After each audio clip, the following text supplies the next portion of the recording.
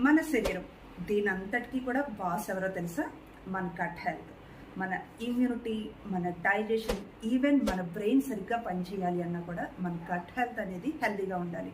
మరి మన gut health హెల్తీగా ఉండాలి అంటే మనం ఏం చేయాలి?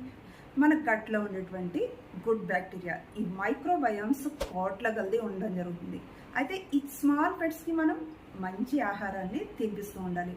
అందుకు మనం ఫెర్మెంట్ చేసినటువంటి ఆహారం, పెరుగు, పచ్చళ్ళు, ఇడ్లీ, దోశ ఇలాంటివి ప్రతిరోజు కూడా తింటూ ఉండాలి.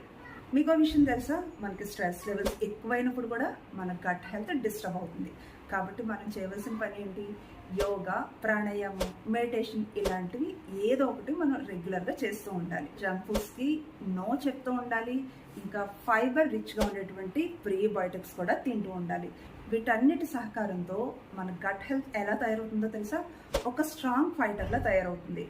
మరి ఇంకా స్టార్ట్ చేద్దామా? ఏంటి అనుకుంటున్నారా?